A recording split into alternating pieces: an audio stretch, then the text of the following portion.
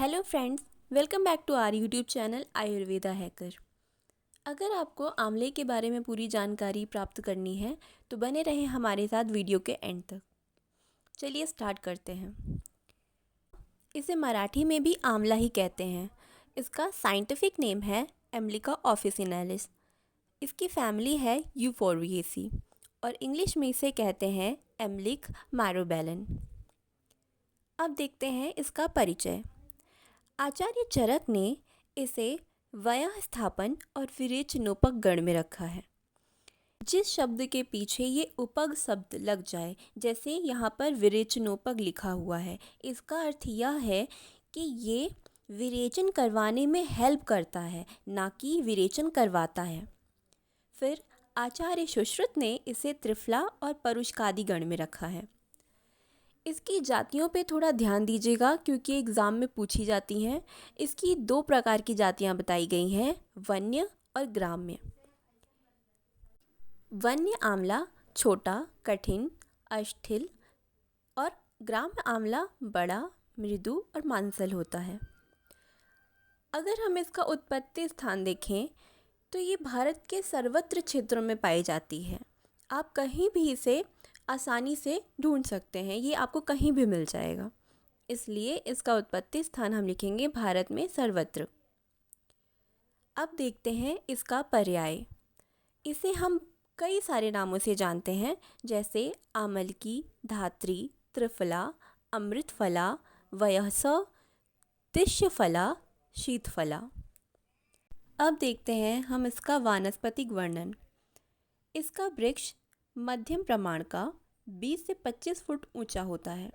इसमें आपको याद क्या रखना है? ये याद रखना है कि यह एक वृक्ष होता है। इसके बाद इसकी कांड त्वक हरिताभ धूसर, पतली और पत्र छोड़ती हुई होती है। इसके जो पत्र होते हैं वो आयताकार, पंखवत, व्यवस्थित इमली के पत्तों की तरह होते हैं। इसके जो पुष्प हैं, पुष्पदंड लंबा होता है, जिसमें छोटे पीतवर्ण पुष्प गुच्छों में लगते हैं। इसके फल गोलाकार होते हैं, 3 से 1 इंच व्यास का, मांसल, पीताभ, हरित पकने पर रक्ताभ, जिनके महापृष्ठ पर 6 रेखाएं 6 खंडों के द्योतक होती हैं। भीतर षटकोण बीज होता है। पुष्प फरवरी मई में तथा फल जो हैं अक्टूबर से अप्रैल तक मिलते हैं। मार्च अप्रैल में पत्तियां आ जाती हैं इसमें।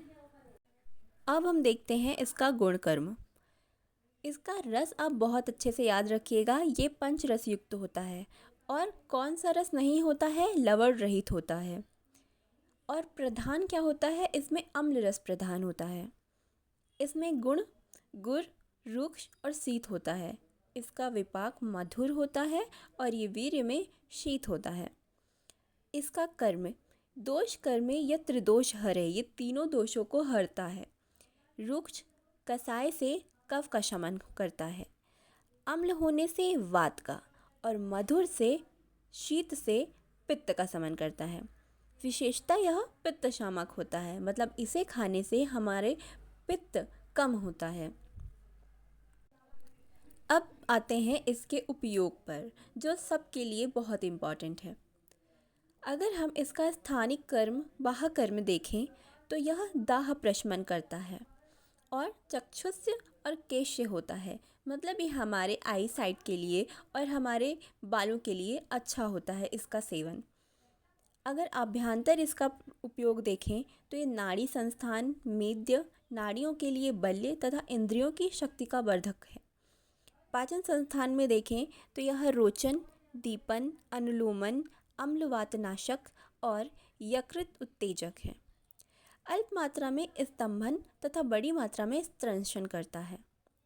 रक्तवाह संस्थान में इसका कर्म हृदय और शोणित स्थापन है।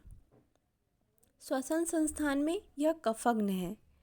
प्रजनन संस्थान में यह वृष्य और गर्भ स्थापन है। मूत्रवाह संस्थान में यह मूत्रल और प्रमेहग्न है। कहने का मतलब है कि जो डायबिटीज़ के मरीज़ हैं उनको भी इसका उपयोग करना चाहिए। त्वचा के लिए यह कुष्ठग्न है। अब देखते हैं इसका आमयिक प्रयोग। दाह, मतलब कहीं अगर जलन हो रही है, पैतिक शिराशूल तथा मूत्र अवरोध में इसका लेप करते हैं। नेत्र रोगों में इसका स्वरस डालते हैं और लगाते हैं। स्वरस क्या होता है कि जैसे आप ये आंवला है, इसके टुकड़े कर लीजिए और किसी तरीके से इसका रस निकाल लीजिए, उसी को स्वरस कहते हैं। खालित्य और पालित्य रोगों में आंवले से सिर धोते हैं। खालित्य पालित्य क्या होता है? बालों का बहुत जल्दी गिरना, झड़ना या फिर बालों का बहुत समय से पहले सफ़ेद हो जाना, मतलब इसमें आंवले से सिर धोया जाता है। आंवले का प्रयोज्य अंग क्या है? फल, क्योंकि हम सभी उसका फल ही यूज़ करते हैं। आंवला जो हम खाते हैं, मुरब्बा बनाते हैं, अचार बनाते हैं, वो फल ही है। मात्रा इसकी कितनी यूज़ करनी है? स्वरस के फॉर्म में 10 से 20 ml और चूर्ण के फॉर्म में 3 से 6 ग्राम। इसके विशिष्ट योग क्या हैं? मतलब इसको किस किस में यूज़ किया जाता है? च्यवनप्राश में, ब्रह्म रसायन में, धात्री लौह में और धात्री रसायन में। च्यवनप्राश तो आपको याद ही रहेगा, ये तो आप कभी भी नहीं भूलेंगे। सारे ही आयुर्वेद के स्टूडेंट्स ने कभी ना कभी च्यवनप्राश बनाने की विधि देखी होगी, पढ़ी होगी, तो इसे आपको अच्छे से याद रखना है। केमिकल कॉम्पोजिशन क्या है इसमें? इसके फल में जो होता है गैलिक एसिड पाया जाता है, टैनिक एसिड पाया जाता है, ग्लूकोज, एल्बुमिन, सेल्यूलोज तथा खनिज द्रव्य। मेनली इसमें कैल्शियम होता है। इसमें विटामिन सी बहुत ज़्यादा अमाउंट में पाया जाता है, इसलिए कहा जाता है कि आप डेली आंवले का सेवन करें, चाहे किसी भी फॉर्म में करें। यह विटामिन सी का सबसे अच्छा वानस्पतिक स्रोत है। आंवले की रस में नारंगी के रस से 20 गुना अधिक विटामिन सी होता है। मतलब कि या तो आप आंवला खा लीजिए या तो ढेर सारे नारंगी खा लीजिए उतना ही इफ़ेक्ट होगा। आशा करती हूँ आपको ये वीडियो पसंद आई होगी।